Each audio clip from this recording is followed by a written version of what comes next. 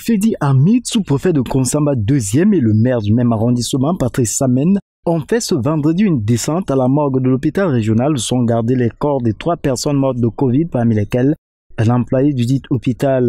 C'était pour l'administrateur l'occasion de reconforter les familles éprouvées, mais surtout de se rassurer de l'observance des mesures de protection dans la chambre froide, telles prescrites par la hiérarchie. Sur le fait, les voitures de pompe funèbre devraient présenter le document médical et de transfert de corps avant de traverser la nationale numéro 5 le long de Konsamba 2e.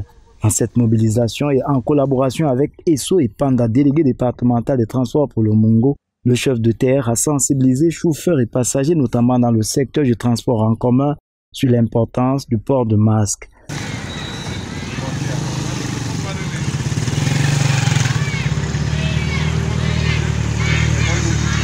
Les usagers étaient d'ailleurs interceptés et contraints de s'en procurer un au moins.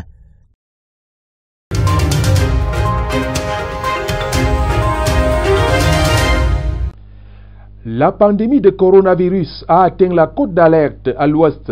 Selon le rapport de la délégation régionale de la santé publique, les 20 districts de santé sont touchés.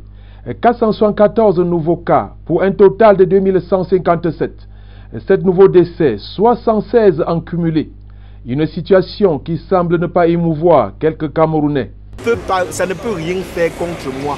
Si la fièvre typhoïde ne me tue pas, pourquoi le petit corona qui est une toux et que j'ai chaque temps? À la gare routière de Bafoussam, aucun dispositif de lave-mains. Les suchages se font comme par le passé. Les cache-nez sont peu abordés, aussi bien par les transporteurs que par les passagers. Pourtant, le chef de gare semble un peu conscient de la situation. Nous sommes dans l'informel et puis parmi les moutons, il y a toujours des brebis galeuses qui ne font que s'entêter. Le scénario est identique dans le secteur plus organisé, mais cette agence de voyage s'y essaye malgré la réticence des voyageurs. Pour qu'un passager paie le billet, on le demande, on exige son cash-nez. C'est pour ça que dans le bus, vous voyez tout le monde a élaboré son cash-nez. Au niveau de la délégation régionale des transports pour l'Ouest, on se dit engagé à appliquer les instructions ministérielles. Nous allons poursuivre la sensibilisation et nous comptons venir à bout de ce phénomène-là. Même pas l'ombre d'un agent de transport ce matin dans cet espace qui requiert une équipe permanente pour la sensibilisation au respect des mesures barrières contre la Covid-19.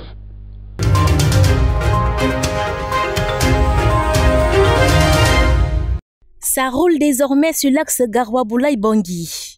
Des centaines de camions bloqués sur place depuis le 23 décembre ont déjà rallié Bangui sous escorte des forces armées centrafricaines avec l'appui de la MINUSCA et des forces russes. La situation sécuritaire s'est améliorée, mais nous procédons prudemment. Nous avons des convois qui y vont, mais nous constatons quand même que depuis, nous n'avons pas enregistré d'incident. Nous espérons que cela va se poursuivre et si tel est le cas, la cadence sera accélérée. Et c'est attendu avec impatience. Ici à Garoua-Boulaye, les activités tournent au ralenti avec l'ouverture partielle de la frontière, uniquement aux camionneurs de marchandises et aux vivres pour alimenter la RCA. Rien que les camions qui traversent là, wow. Nous les petits commerçants là, nous on ne trouvons rien. Mais sur le plan économique, rien ne change jusqu'ici parce que les populations sont bloquées de part et d'autre. Il n'y a pas de trafic de population. Les frontières restent encore fermées pour les populations. Principale route d'approvisionnement de la capitale Bangui, le climat d'insécurité empêche les échanges commerciaux sur ce corridor, sur lequel transitent des marchandises d'environ 55 milliards de francs CFA chaque année.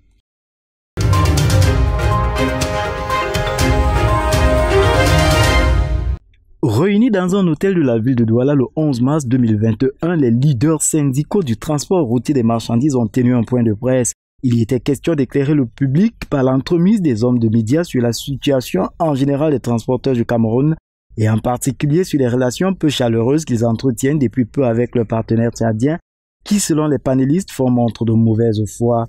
Le refus par le Bureau national du fret tchadien de délivrer aux transporteurs du Cameroun des lettres de voiture obligatoires aurait constitué le ras-le-bol qui d'ailleurs rafraisait un incident. Les uns après les autres donc, les orateurs au rang desquels Ibrahima Yaya, président national du GTTC, Raymond Mungang, président régional du SNTRC pour le littoral, Ndoukou Mama, directeur général de Transimex, et Moïse Vauquin, président du REPTROC, en présence du représentant du BGFT, sont comme d'une seule voix revenus sur des tarifs planchers établis à moins de 400 000 francs pour la Centrafrique et le Tchad. Par eux, l'appel à une solidarité a été lancé afin de ne pas se laisser exploiter par les clandestins et autres bailleurs de fret. Au sujet des partenaires du Tchad, moins conciliants que ceux de la RCA, une certaine fermeté y a été envisagée. Le temps était venu de mettre un terme à la maltraitance que subissent ces opérateurs dans le corridor Douala-N'Djamena, un des mots consistant au non-respect de la carte rose en cas d'accident. L'urgence est de redorer le blason de ce secteur qui demande à être mieux accompagné et dans leur propre initiative, ces patrons ont envisagé quelques perspectives. Nous avons mis en place un système dans un comité de suivi qui nous permettrait de surveiller et la répartition du quota et surtout le respect du prix plancher. Et nous insistons sur le respect de ce prix de 3 300 000 francs en direction de N'Djamena qui nous avait été proposé par les organisations tchadiennes. Il fallait bien pour y arriver lever des remparts contre ceux considérés par les organisateurs comme des intrus introduits.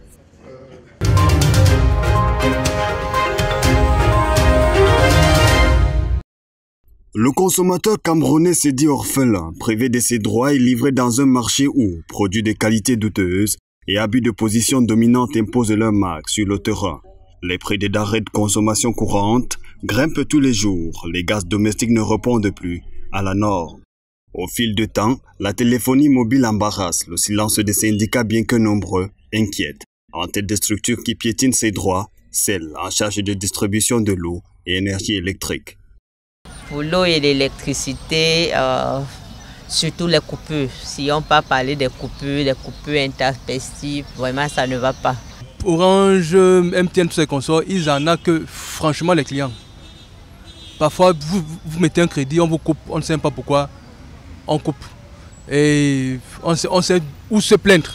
Les associations de défense des droits du consommateur se multiplient pourtant, présents dans tous les domaines. Mais leurs actions se font de plus en plus rares aux yeux des consommateurs. C'est l'inconnu, hein?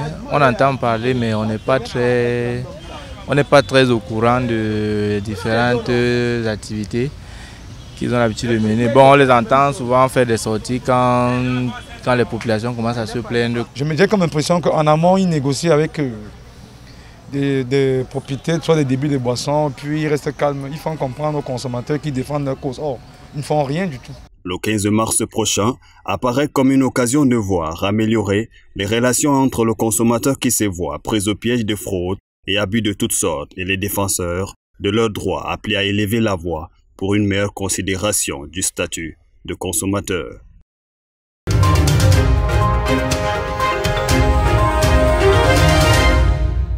Dans les questions relatives à l'état de droit au Cameroun, aux droits de l'homme et des libertés, Maître Tchakountepa Djecharl a su fortement s'impliquer.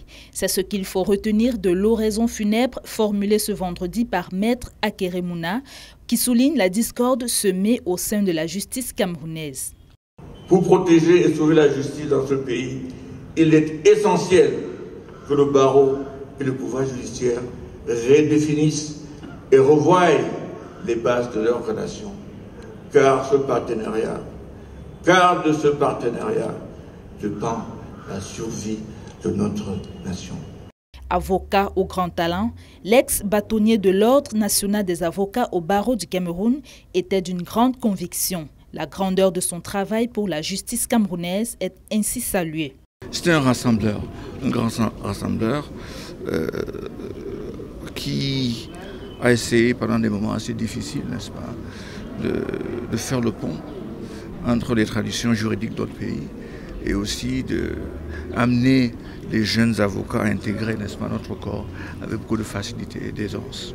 Pour rendre un dernier hommage à Maître Tchakountepa Djecharl, à la Cour suprême, le ministre délégué auprès du ministre de la Justice, garde des Sceaux, Maître Jean de Dieu Momo, le président du Conseil constitutionnel, Clément Atangana, des membres du gouvernement et des confrères venus massivement s'incliner devant la grandeur de celui qui était jusqu'au 4 octobre 2020 bâtonnier de l'Ordre national des avocats au barreau du Cameroun. Sorti de la Cour suprême en début d'après-midi de ce vendredi, le cortège funèbre de Maître Tchakounté a pris le départ pour le village Bawok par Baganté dans la région de l'Ouest.